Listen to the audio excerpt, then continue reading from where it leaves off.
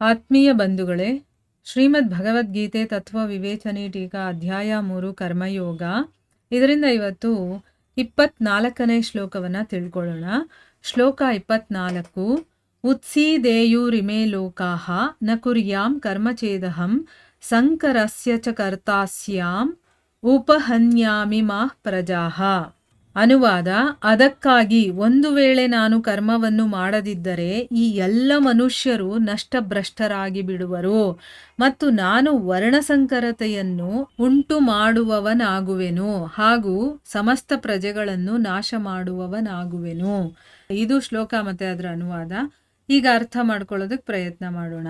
ಇಲ್ಲಿ ಭಗವಂತ ಓದ ಒಂದು ಭಾಗದಲ್ಲಿ ಎಲ್ಲ ರೀತಿಯಿಂದಲೂ ಕೂಡ ಮನುಷ್ಯರು ನನ್ನನ್ನು ಅನುಸರಣೆ ಮಾಡ್ತಾ ಇರ್ತಾರೆ, ಅದಕ್ಕೆ ನಾನು ಮಾಡಬೇಕು.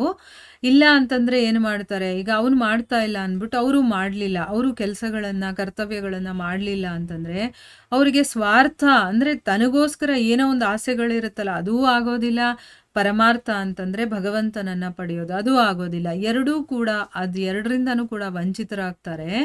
ಅದಕ್ಕೋಸ್ಕರ ನಾನು ಬೇರೆಯವರಿಗೆ ಹೇಗೆ ಕೆಲಸ ಮಾಡಬೇಕು ಅಂತ ತಿಳುವಳಿಕೆ ತಿಳಿಸೋದಕ್ಕೋಸ್ಕರ ಕಲಿಸೋದಕ್ಕೋಸ್ಕರನೇ ಸ್ವತಃ ನಾನು ಎಚ್ಚರಿಕೆಯಿಂದ ಕೆಲಸಗಳನ್ನು ಮಾಡ್ತಿರ್ತೀನಿ ಅಂತಂದ್ಬಿಟ್ಟು ಹೇಳ್ತಾನೆ. ಅದಕ್ಕೋಸ್ಕರ ಅಂತಂದ್ಬಿಟ್ಟು ಇಲ್ಲಿ ಮುಂದುವರಿಸಿ ಹೇಳ್ತಾನೆ, ಒಂದು ವೇಳೆ ಏನಾದರೂ ನಾನು ಕೆಲಸವನ್ನು ಮಾಡದೇ ಇದ್ದರೆ, ಈಗ ಮಾಡಿದ್ರೆ ಏನಾಗುತ್ತೆ ಅಂತ ಹೇಳ್ದ, ಇಲ್ಲಿ ಮಾಡದೇ ಇದ್ದರೆ ಆ ಎಲ್ಲ ಮನುಷ್ಯರು ಕೂಡ ನಷ್ಟಭ್ರಷ್ಟರಾಗ್ತಾರೆ, ಎಲ್ಲರೂ ಹಾಳಾಗ್ತಾರೆ ಕೆಲಸ ಮಾಡದೆ, ಮತ್ತು ನಾನೇ ವರ್ಣಸಂಕರತೆಯನ್ನು ಉಂಟು ಮಾಡ್ತೀನಿ. ಈಗ ಅವ್ರವ್ರ ಕರ್ತವ್ಯಗಳನ್ನು ಅವ್ರು ಮಾಡಲಿಲ್ಲ ಅಂತಂದರೆ ದಾರಿ ತಪ್ತಾರೆ, ತಮ್ಮ ಮನಸ್ಸಿಗೆ ಇಷ್ಟ ಬಂದಂಗೆ ನಡ್ಕೊಳ್ತಾರಲ್ವಾ, ಅವಾಗೇನಾಗುತ್ತೆ, ವರ್ಣಸಂಕರತೆ ಆಗುತ್ತೆ. ಆಮೇಲೆ ಎಲ್ಲ ಸಮಸ್ತ ಪ್ರಜೆಗಳನ್ನು ಕೂಡ ನಾಶ ಮಾಡಿದವನು ನಾನೇ ಆಗ್ತೀನಿ, ನಾನೇ ಎಲ್ಲರನ್ನು ಹಾಳು ಮಾಡಿದಾಗುತ್ತೆ. ಅದಕ್ಕೆ ನಾನು ಒಬ್ಬ ಸರಿಯಾಗಿ ನಡ್ಕೊಳ್ಳೋದ್ರಿಂದ ನನ್ನನ್ನು ಅನುಸರಣೆ ಮಾಡೋರು ಕೂಡ ಸರಿಯಾಗಿ ನಡ್ಕೊಳ್ತಾರೆ ಅಂತ ಇಲ್ಲಿ ಭಗವಂತ ಹೇಳ್ತಾ ಇದ್ದಾನೆ.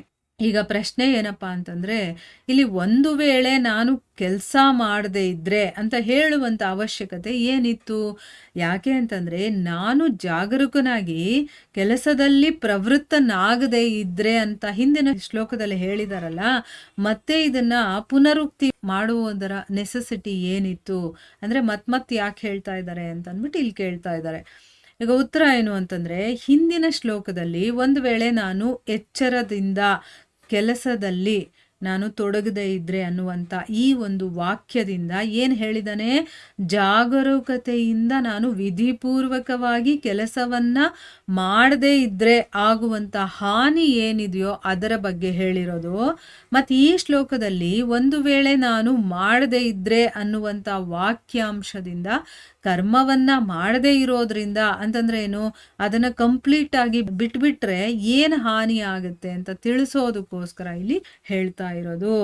ಅಂದರೆ ನನ್ನ ಕರ್ತವ್ಯ ಅಂತ ಇರುತ್ತಲ್ಲ, ಜಾಗರೂಕತೆಯಿಂದ ನಾನು ವಿಧಿಪೂರ್ವಕವಾಗಿ ಕೆಲಸ ಮಾಡದೇ ಇದ್ದರೆ ಏನಾಗುತ್ತೆ ಅಂತ ಹೇಳ್ದ.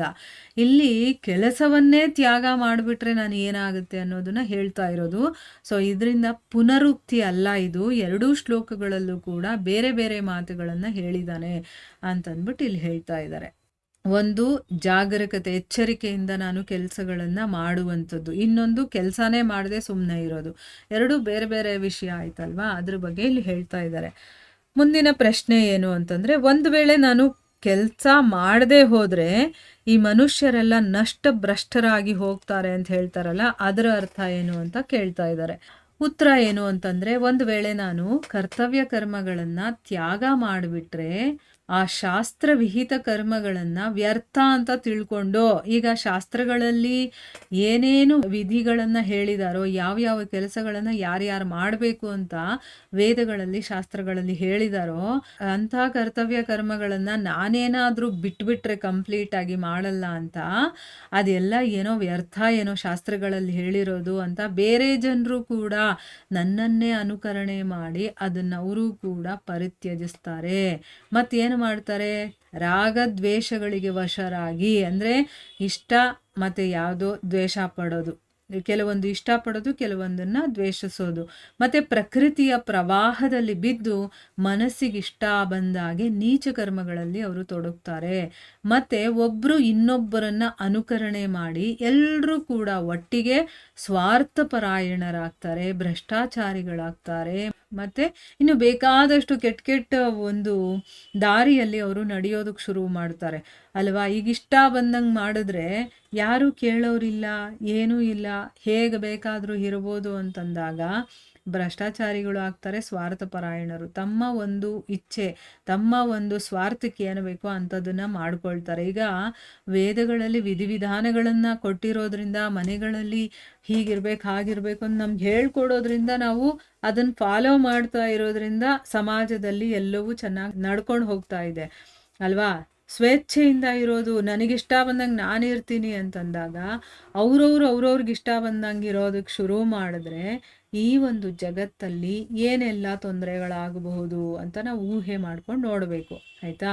ಹೀಗಾಗೋದ್ರಿಂದ ಅವರು ಏನಾಗುತ್ತೆ, ಸಾಂಸಾರಿಕ ಭೋಗಗಳಲ್ಲಿ ಆಸಕ್ತರಾಗಿ ತಮ್ಮ ತಮ್ಮ ಸ್ವಾರ್ಥ ಸಿದ್ಧಿಗೋಸ್ಕರ ಒಬ್ಬರು ಇನ್ನೊಬ್ರಿಗೆ ಏನಾದರೂ ತೊಂದರೆ ಆಗುತ್ತಾ, ಹಾನಿ ಆಗುತ್ತಾ, ಅದ್ರ ಬಗ್ಗೆ ಎಲ್ಲ ಲೆಕ್ಕನೇ ಇಡೋದಿಲ್ಲ. ಅನ್ಯಾಯದಿಂದ, ಶಾಸ್ತ್ರದ ವಿರುದ್ಧ ಮತ್ತು ಲೋಕನಾಶಕ ಅಂದರೆ ಈ ಲೋಕಕ್ಕೆ ತೊಂದರೆ ಕೊಡುವಂಥ ಕೆಲಸಗಳನ್ನು, ಪಾಪಕರ್ಮಗಳನ್ನು ಮಾಡೋದ್ರಲ್ಲೇ ತೊಡಗ್ತಾರೆ. ಇದರ ಫಲಸ್ವರೂಪವಾಗಿ ಅವರ ಮನುಷ್ಯ ಜನ್ಮ ಭ್ರಷ್ಟವಾಗಿ ಹೋಗುತ್ತೆ. ಯಾಕಂದರೆ ಮನುಷ್ಯ ಜನ್ಮ ಸಿಕ್ಕಿರದೆ ನಾವು ಉನ್ನತಿಯ ಮಾರ್ಗದ ಕಡೆ ಹೋಗಬೇಕು ಅಥವಾ ನಾವು ಸದ್ಗತಿಯನ್ನು ಪಡಿಬೇಕು ಅಂತಂದ್ಬಿಟ್ಟು, ಈಗ ಅದನ್ನು ಬಿಟ್ಬಿಟ್ಟು ಪಾಪಕರ್ಮಗಳಲ್ಲಿ ನಾವು ತೊಡಗಿ ಎಲ್ಲ ಕೆಟ್ಟ ಕೆಲಸನೇ ಮಾಡ್ತಾ ಇದ್ರೆ ಈ ಮನುಷ್ಯ ಜನ್ಮ ಸಿಕ್ಕಿನೂ ವೇಸ್ಟ್ ಆಗಿಬಿಡುತ್ತಲ್ವಾ. ಈ ಮನುಷ್ಯ ಜನ್ಮ ಅನ್ನೋದು ಭ್ರಷ್ಟವಾಗಿ ಹೋಗುತ್ತೆ. ಆಮೇಲೆ ಮರಣದ ನಂತರ ಇನ್ನೂ ಕೆಳಮಟ್ಟದ ಯೋನಿಗಳಲ್ಲಿ ಅಥವಾ ನರಕಕ್ಕೆ ನಾವು ಬೀಳಬೇಕಾಗಿರುತ್ತೆ ಅನ್ನುವಂಥ ಒಂದು ಅರ್ಥವನ್ನು ತೋರಿಸೋದಕ್ಕೋಸ್ಕರ ಅಭಾವದಿಂದ ಇಲ್ಲಿ ಭಗವಂತ ಅದನ್ನು ಹೇಳಿರುವಂಥದ್ದು. ಅಂದರೆ ಮನುಷ್ಯ ಜನ್ಮ ಎಲ್ಲದಕ್ಕಿಂತ ಶ್ರೇಷ್ಠವಾಗಿರುವಂಥದ್ದು. ಯಾಕಂದರೆ ಇಲ್ಲಿ ನಮಗೆ ಕರ್ಮ ಮಾಡೋದಕ್ಕೆ ಅನುಕೂಲ ಇರುತ್ತೆ. ನಾವು ಕೆಳಮಟ್ಟಕ್ಕಾದರೂ ಹೋಗ್ಬೋದು, ಇಲ್ಲ ಊರ್ಧ್ವ ಲೋಕಗಳಿಗಾದರೂ ಹೋಗ್ಬೋದು. ಈಗ ಇದು ಮಧ್ಯದಲ್ಲಿ ಇರುವಂಥ ಒಂದು ಸ್ಥಿತಿ ಆಯಿತಾ. ಈಗ ಮನುಷ್ಯ ಜನ್ಮಕ್ಕಿಂತ ನಾವು ಕೆಳಮಟ್ಟಕ್ಕೆ ಹೋಗಬೇಕು ಅಂತಂದರೆ ಕೆಟ್ಟ ಕೆಲಸ ಅದು ಇದು ಮಾಡ್ಕೊಂಡು ಹೋದಾಗ ನಮಗೆ ನೀಚ ಜನ್ಮಗಳು ಸಿಗುತ್ತೆ. ನಾವು ಒಳ್ಳೆಯ ಕೆಲಸಗಳನ್ನು ಅದನ್ನು ಮಾಡ್ಕೊಂಡು ಹೋದಾಗ ನಮಗೆ ಊರ್ಧ್ವ ಲೋಕಗಳು ಸಿಗುತ್ತೆ. ಈಗ ಭಗವಂತ ಏನೂ ಮಾಡ್ತಾ ಇಲ್ಲ ಅಂತಂದಾಗ ಶಾಸ್ತ್ರಗಳಲ್ಲಿ ಹೇಳಿರೋದು ವಿಧಿವಿಧಾನ ಅಂತ ಏನೇನೋ ರೂಲ್ಸ್ ರೆಗ್ಯುಲೇಷನ್ಸ್ ಎಲ್ಲ ಹೇಳಿರೋದು ಸುಮ್ಮನೆ, ಅದು ಅವನೇ ಮಾಡ್ತಾ ಇಲ್ಲ ನಾವು ಮಾಡೋದು ಬೇಡ ಅಂತಂದ್ಬಿಟ್ಟು ಇಷ್ಟ ಬಂದಂಗೆ ನನ್ನ ಒಂದು ಇಚ್ಛೆ ಏನಿರುತ್ತೋ ಅದನ್ನು ಪೂರೈಸ್ಕೊಳ್ಳೋದಕ್ಕೆ ಏನು ಬೇಕಾದರೂ ಮಾಡೋದು, ಹೊಡೆಯೋದು, ಬಡಿಯೋದು, ಕಿತ್ಕೊಳ್ಳೋದು, ಬೇರೆಯವರಿಂದ ದರೋಡೆ ಮಾಡೋದು, ಈ ಥರ ಎಲ್ಲ ಮಾಡಿ ಪಾಪಕರ್ಮಗಳನ್ನೇ ಮಾಡೋದ್ರಿಂದ ಏನಾಗುತ್ತೆ, ಈ ಮನುಷ್ಯ ಜನ್ಮ ಅನ್ನೋದು ತುಂಬಾ ಅಪರೂಪವಾಗಿ ಸಿಗುವಂಥದ್ದು.